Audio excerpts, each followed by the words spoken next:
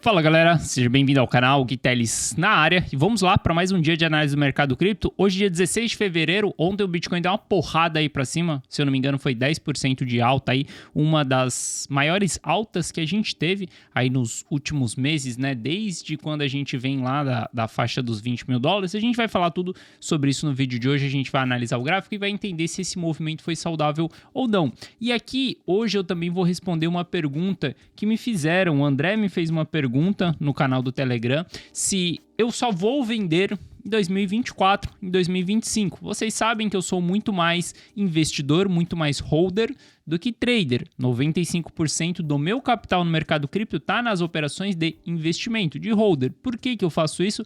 Porque a gente tem a maior exponencialidade do mercado exatamente na posição de holder. Capturar 10, 20, 15 vezes de multiplicação do capital, a gente só consegue fazer sendo holder, beleza? A gente monta uma carteira, monta uma estratégia e vai alimentando essa estratégia ao longo do ciclo. Bom, dito tudo isso, eu falo bastante para vocês que eu tenho ideia em vender mais ou menos lá para 2024, 2025. Por que eu falo isso? Porque a gente tem um halving em 2024. Geralmente o topo do mercado ele é batido um tempo depois do halving ali, mais ou menos um ano depois do halving, a gente tem a formação de topo. Então, pensando tudo isso, o topo do mercado daria em 2024, em 2025. Só que entre 2018 e 2021 foi o nosso topo dos 60 mil dólares e 2018 ali, 2017 a gente teve o nosso topo ali também e o fundo foi em 2018. E nesse período a gente teve uma alta de 300% antes do crash de 2020. E nessa alta, a gente formou um topo também. Então, no vídeo de hoje, eu vou mostrar para vocês como que eu faço para identificar esses topos e como que eu vou realizar operações de vendas também no mercado. Porque, saca só, o meu plano é vender em 2024 e em 2025. Mas, cara, assim que as métricas apontarem topo, pode ser no meio do caminho, a gente pode repetir 2018, 2019, a gente pode repetir 2015, 2016, eu não sei qual que vai ser o caminho do ciclo do mercado. Eu sei que quando a gente formar topo, seja um topo mais baixo, seja um topo mais alto, a gente vai ter indicadores de métricas e aí nesse momento eu vou estar vendendo. Então no vídeo de hoje eu vou falar isso com vocês, beleza? Se você não é inscrito no canal, considere se inscrever porque aqui eu trago mega conteúdo todos os dias da semana, principalmente quando eu falo sobre análise on-chain. E caso esse conteúdo faça sentido para você, deixa seu like para dar aquela força pro canal também. Bom, primeiro ponto, quando a gente olha aqui para o ciclo, a linha preta aqui, ó, a gente está falando do ciclo do mercado, ali ó, 17, 18, 19, 20, 21, 22 e o período que nós estamos aqui hoje. Veja que a gente tem a nossa formação do topo do ciclo, a gente cai, a gente entra em capitulação e depois a gente forma um topo. Aqui a gente teve uma alta de 300% e formou um topo nessa região, para depois a gente vir buscar um fundo mais alto que o fundo anterior. E aqui aconteceu o halving. Daqui para frente a gente tem a nossa bull run. Então a minha expectativa é que a bull run ela também só vai acontecer depois que a gente tiver o nosso halving. Mas veja que o ciclo de 2015 e 16 foi diferente. A gente foi subindo até chegar nesse topo. Então a gente tem dois cenários que pode acontecer nesse próximo ciclo.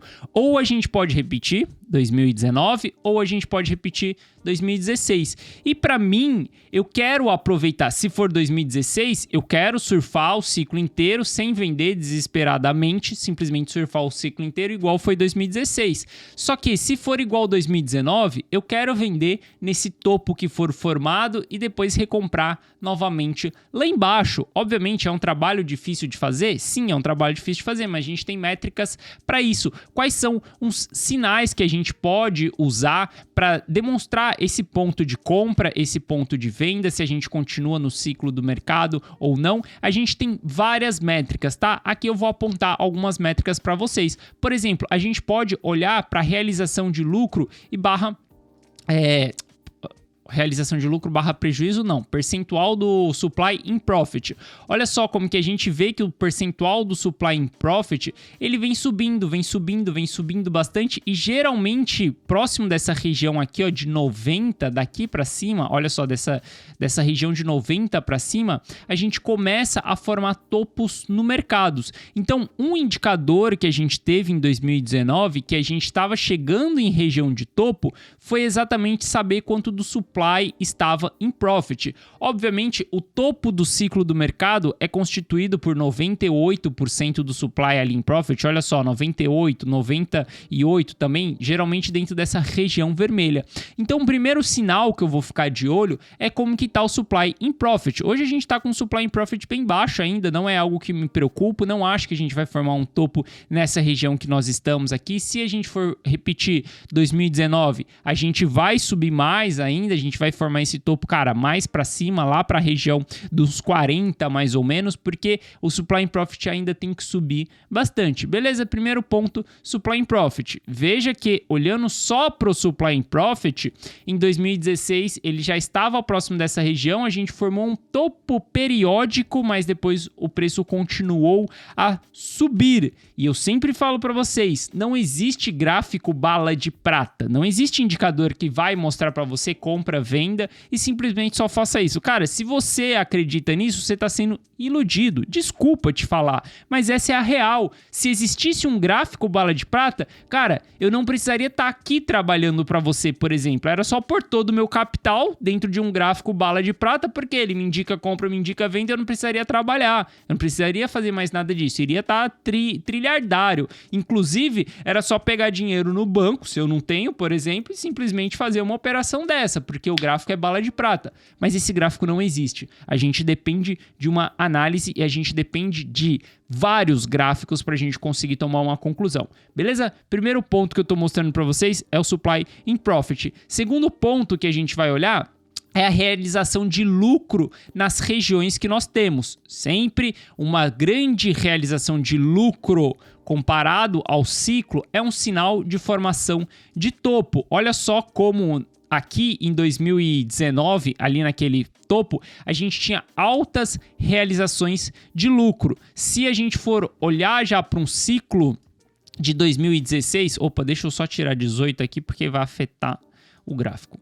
Olha só, se a gente olhar 16, a gente já tinha realizações de lucros não tão altas assim, teve em alguns momentos, mas quando a gente compara com 2018, a gente vê que esse topo que foi formado aqui, ó, ele teve uma alta consistência nessa realização de lucro. Foi uma realização de lucro diferente do período anterior. Então, primeira coisa que a gente pode ver que é diferente do ciclo de 2016 para 2019 é a realização de lucro que nós temos, beleza? Vou esperar por realizações de lucro também para ter indicadores de sinais de formação de topo. Obviamente, a gente pode olhar para o MVRV também para entender se a gente está em região de topo, só que o MVRV ele sempre vai nos falar o topo do ciclo. Veja só, quando o MVRV está muito esticado, a gente vai ter os topos do ciclo e não esses topos momentâneos no mercado. Uma maneira que a gente tem para olhar esses topos momentâneos no mercado é exatamente entender a destruição das moedas, o que está acontecendo com o supply nesses topos. O que está acontecendo nessas regiões que estão sendo formadas como topo? Se a gente olhar para o supply, por exemplo, a gente vê que o long term holder ele começa a distribuir bastante dentro dessa região aqui. A gente começa a ver um volume alto de moedas com média idade. Obviamente, a gente só vai ter mais uma vez a formação de topo do ciclo quando moedas muito antigas forem vendidas, essas barras vermelhas. As barras amarelas são moedas intermediárias. Então, a gente tem também em 2016, olhando aqui, para entender se a gente tem ou não moedas sendo vendidas. Obviamente, é complicado a gente conseguir ter essa ideia se vai estar formando um topo regional para continuar subindo ou se a gente vai estar formando um topo do ciclo. É muito difícil a gente identificar esse topo no meio do caminho, como foi em 2019, mas não é um trabalho impossível. Isso daqui são algumas métricas que eu trouxe para vocês, só para a gente entender métricas de formação de topo, já preparando vocês lá para frente. Você não precisa se preocupar agora com região de topo, cara, a gente acabou de sair da fase de capitulação, a gente está entrando em ciclo de bull market, a gente está começando toda a movimentação. Ainda está cedo para você se preocupar com formação de topo. Quando a gente chegar próximo dessa região, a gente vai ter indicadores, eu vou trabalhar aqui junto com vocês através de indicadores. Mas olha só, juntando todos esses contextos de como que tá o supply, como que tá a idade das moedas, se a gente está em realização de lucro, se a gente está em realização de prejuízo ou não, a gente consegue identificar esses topos. E por que eu falo isso para vocês? Porque exatamente eu criei um indicador dentro da comunidade on-chain. Obviamente eu não vou compartilhar isso daqui com vocês porque é só para quem está dentro da comunidade on-chain. Mas olha só, esse indicador que eu criei dentro da comunidade on-chain, ele sempre é uma junção de vários gráficos, várias informações. Fui eu que criei essa parada no dedo, tá? Eu que fiz os cálculos dele e é uma junção de vários indicadores. Então eu pego o MVRV, eu vou entender o supply como que tá, eu vou entender como que tá o long term holder, eu vou entender tudo isso e coloco dentro de um gráfico. E olha só como que esse indicador aqui, ó, tô mostrando só a imagem que eu postei lá dentro da comunidade on-chain. Inclusive, gostaria de agradecer o John aqui, já agradeci ele dentro da comunidade, porque o John é um dos meus primeiros seguidores aqui do canal e um dia ele me mandou um e-mail me dando ideia de criar uma tabela no Excel. E através dessa tabela eu simplesmente consegui criar esse gráfico. Então, mais uma vez, John, muito obrigado por essa sua ideia, porque isso abriu a minha visão para simplesmente conseguir criar esse indicador, beleza? E aqui eu estou mostrando só um print para vocês, obviamente não vou colocar o link aqui, porque senão vocês vão conseguir acessar. Mas olha só, esse indicador, ele me mostrou ali, ó, a região de formação de topo de 2019. Olha só, o indicador ficou verde. Sempre que ele fica verde, é momento de venda, é momento de saída do mercado. Como sempre que ele fica vermelho, é momento de compra, é momento de aporte do mercado. Do mesmo jeito que ele me indicou saída em 2019, ele me indicou compra também em 2020. Obviamente, é o que eu falo para vocês. Mesmo esse indicador que eu criei, onde tem várias informações aqui em cima, onde tem várias cálculos matemáticos e várias tomadas de decisão minha em cima desse indicador, não quer dizer que quando ele gritar para você, vende ou compra, você vai fazer isso. Você sempre vai ter que ser estratégico no mercado. Não existe indicador bala de prata, nem o indicador que eu criei em cima de vários indicadores que eu uso. Não existe esse indicador. Simplesmente existe análise, existe contexto. Cara, quando eu chegar em alguma... Eu falo para vocês que hoje eu vou vender em 2024, 2025, mas se no meio desse caminho, se durante 2023 a gente formar um topo, a gente começar a ter indicadores, eu começar a ver que a saúde do mercado não está legal, é topo, é venda. Então eu não gosto de prever o futuro, eu não gosto de marcar na minha agenda quando eu vou vender, que mês eu vou vender, e eu muito menos falo para vocês que no mês que vem o preço do ativo vai fazer XYZ. Eu não falo isso por quê? Cara, eu não consigo prever o futuro. Se eu conseguisse prever o futuro, eu estaria usando isso para mim. Não sentaria na frente do computador todo santo dia para analisar o mercado, para ver se a saúde tá boa do mercado ou não. Vocês acham que eu só gravo o vídeo para vocês? Não. Enquanto eu gravo o vídeo para vocês, eu estou fazendo análise para mim também, para eu poder tomar as minhas decisões dentro do mercado e saber se eu vou comprar, se eu vou vender ou não. Beleza? Então, de tudo isso, o que eu quero dizer para vocês é que na hora que a gente chegar em regiões cíclicas de topo, não tenho interesse, mais uma vez, vou falar para vocês, não tenho interesse em fazer 10, 20, 30%. Cara, BTC, comprei não alguns BTCs, né? Não posso falar assim, senão vocês vão achar que eu sou milionário. Comprei alguns satoshis em $16 mil. Comprei alguns Ethers em $16 mil. Montei posição ali quando o BTC estava em $16 mil. Simplesmente me expus mais. Isso daí dá uma alta de 50% já. Não tenho interesse em realizar. Não estou no mercado cripto para fazer 10, 20, 50, 100 ou 200% em uma carteira. Eu sou uma pessoa paciente e um holder de cripto, então eu vou buscar 10, 15, 20 vezes de multiplicação durante um período aí de 3 anos mais ou menos. Por que eu falo 3 anos? Porque o ciclo do mercado do BTC, ele funciona muito assim, cara. Se você olhar para o histórico, você vai ver que a gente sempre tem ali, ó, 2011 a 2012, topo, depois um ano de bear market, depois a gente lateraliza mais um pouco, depois a gente vai. Se você olhar aqui, ó, de 13 até 17 ali mais ou menos, a gente tem 3, 4 anos. Se você olhar de 17 ali até 21 mais ou menos, a gente tem 3, 4 anos também. Se você olhar daqui, ó, de 2011 até o próximo topo, a gente tem, 2 anos aqui só. Mas a gente tem geralmente esse padrão no BTC, porque tem um raio do halve aqui no meio, e o halve é o que dita muito essa movimentação do BTC, beleza? Bom, falando disso, um pouco do longo prazo e respondendo a pergunta do André, não, eu não vou vender em 2024, em 2025, eu vou vender na hora que os indicadores me mostrarem venda, me mostrarem falta de saúde do mercado. Quando isso acontecer, eu vou vender. E pode ser mês que vem, pode ser daqui 6 meses, pode ser daqui 1 ano, pode ser, não sei quando que vai ser, mas na hora que eu tiver indicador de venda, eu vou vender sim. Beleza? Bom, respondendo essa pergunta aí, bora lá ver o que a gente tem de price action. 9h20 aqui nos Estados Unidos, daqui 10 minutos o mercado americano vai abrir. Quando a gente olha para o S&P, a gente vê que o S&P tá o quê? Na mesma região. A gente já vem falando disso. Sobe um dia, cai no outro. Sobe um dia, cai no outro. Para mim, eu acredito que a gente precisa de um pullback no S&P, a gente precisa de um pullback na Bolsa Americana. Por que eu estou falando isso? Porque quando eu olho para dentro das empresas, a gente está esticado com RSI. Então, por exemplo, Microsoft. Cara, para mim, Microsoft tem que fazer um pullback aí. Se a gente olha para Apple tem que fazer um pullback. Se a gente olha para Google já fez um belo de um pullback, já veio até 0,618 de Fibonacci.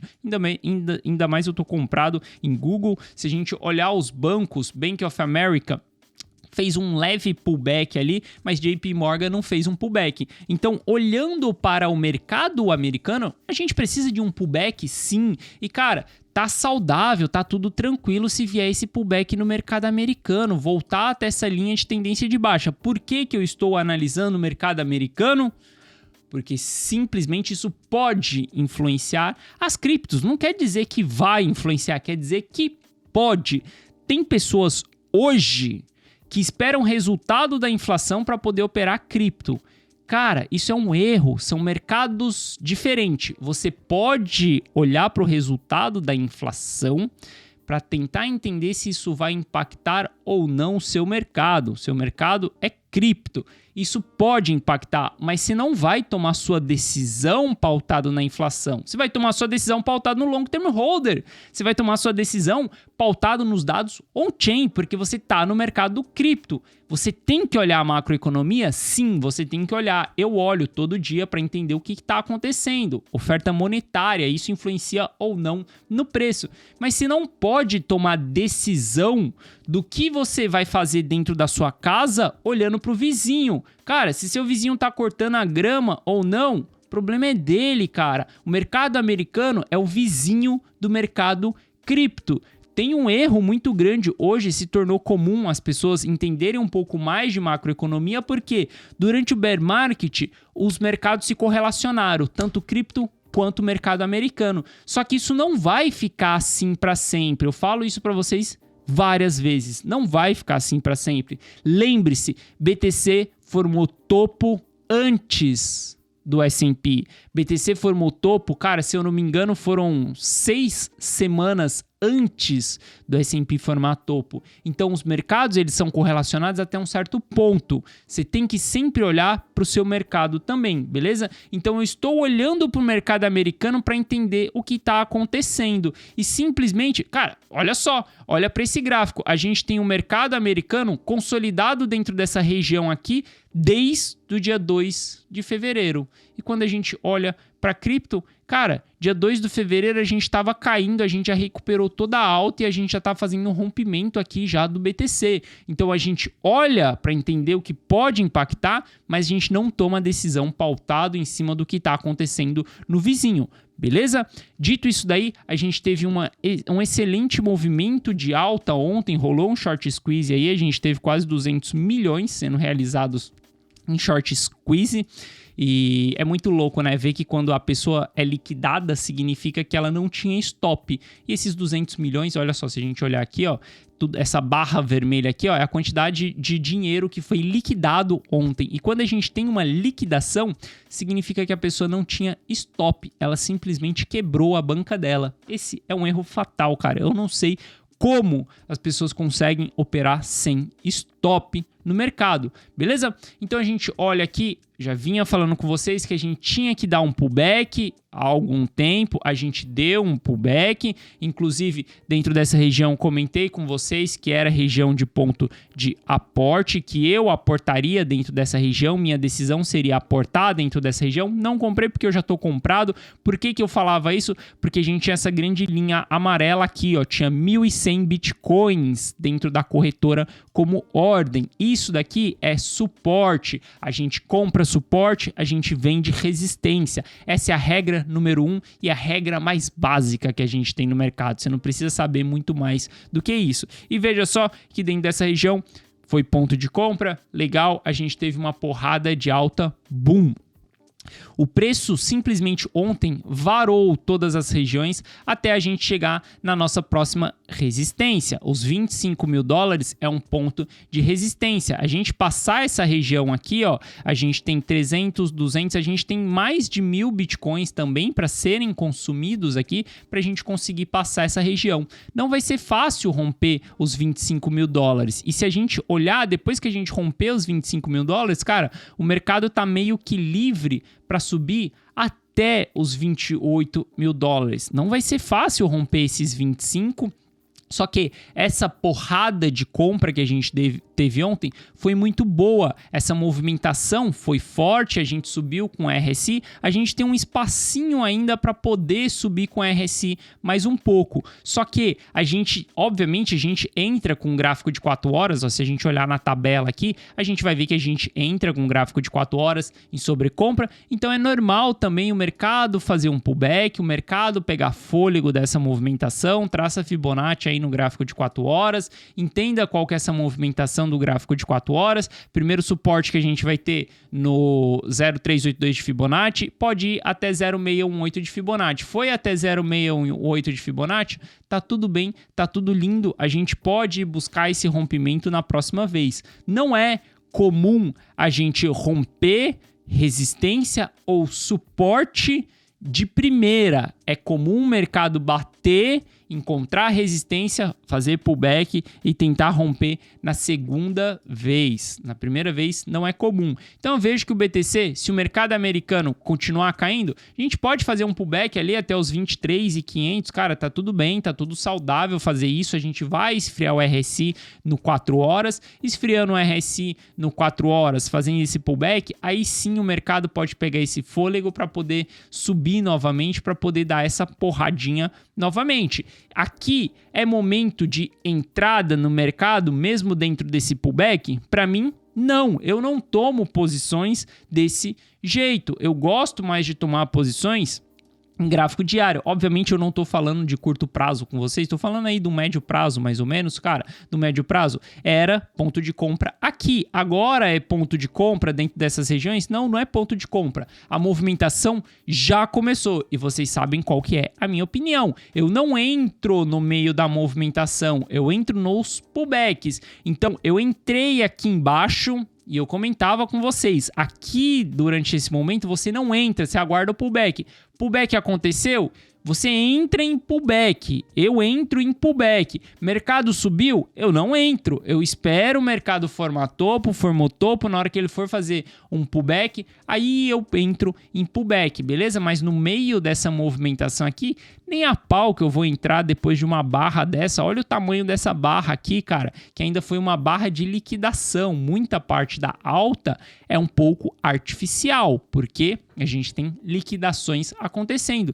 Então eu não entro nesse tipo de coisa aqui e muito menos vou entrar em região de resistência, cara. Nem a pau eu vou entrar em região de resistência. A gente tem regiões de suporte ali, ó, nos 22.800, que é um suporte bem fraco, e o nosso próximo suporte mais forte, ele vai estar lá nos 21.500. Ou seja, eu só reentraria no mercado se a gente voltasse em 21.500. Eu não entro no meio dessas movimentações de alta, beleza? Eu compro geralmente nesses suportes mais fortes e eu vendo nessas resistências. Aqui, ó, no ponto que a gente tá aqui em cima, é um ponto de venda. Os 25 é um ponto de venda, o interesse é onde as pessoas vão distribuir nessa região, sim. Então, se você perdeu essa movimentação aqui, o que você tem que fazer é sentar na mão e chorar, chupar dedo. Perdeu a movimentação, cara? Senta na mão e chora. Não caia no FOMO, Fear of Missing Out, medo de ficar fora. Se a oportunidade já aconteceu, ela já passou para você. Você já perdeu ela. Você não entrou nela. Não fica achando que, nossa, o mercado só vai para a lua, só vai subir, só vai subir. Cara, a gente pode romper os 25 aqui, ir embora e você fazer lucro. Mas isso daí é jogar uma moeda pro alto e dar sorte. Não faça isso, não entre no meio de movimentações. Entre estrategicamente analisando. Cara, semana passada eu tava falando dentro do Telegram. A gente tá em suporte, a gente tá em uma boa região. Nessa região eu aporto, nessa região eu compro. Essa é a minha visão, essa é a minha estratégia. Na região que nós estamos hoje, cara, eu não compro nem ferrando. Simplesmente a oportunidade foi lá atrás, a oportunidade já passou. O que eu espero agora? Espero a movimentação acontecer. Pode lateralizar aqui, pode ser que lateralize para depois cair. Ou pode simplesmente vir dentro dessa região aqui, subir, porrar. Uma hora ele vai cair, em algum momento ele vai cair. Quando ele cair, quando ele fizer esse pullback, como foi esse pullback aqui, aí eu entro nesse pullback novamente. Beleza? Isso daí olhando para BTC. Quando a gente olha para Ether, a gente vê que Ether também está nessa região aqui de resistência cabulosa, que é os 1.700, e a gente até os $2.000, Ether tem bastante resistência. Se a gente olhar no book aqui, ó, olha só, a gente tem bastante Ethers à venda no book, tem 2.500 Ethers à venda, e a gente tem um suporte nessa região aqui, né, dos $1.700, e a gente tem um suporte bem forte do Ether, com 6.000 Ethers ali em ordem, em 1.450. Veja que o Ether, a gente tem esse suporte aqui, ó, bem forte, já faz bastante tempo, desde o dia 18 de janeiro, essas ordens já estão no book, já esperando por essa região. Aqui, ó, quando a gente chegou ontem aqui, a gente tinha 4.200 Ethers à vendas. Hoje a gente tem 2.500. A gente consumiu metade das ordens, mas a gente ainda continua com essa resistência, beleza? Mas assim que o Ether romper aqui, cara, a gente vai ficar com um caminho meio livre aí para subir até os $2.000. Enxergo essa resistência aqui como uma resistência um pouco mais fraca, a dos 1.790, né? Porque se a gente olhar aqui, ó, no book, 1.790 tem poucas ordens, beleza? Tem 1.600 ordens.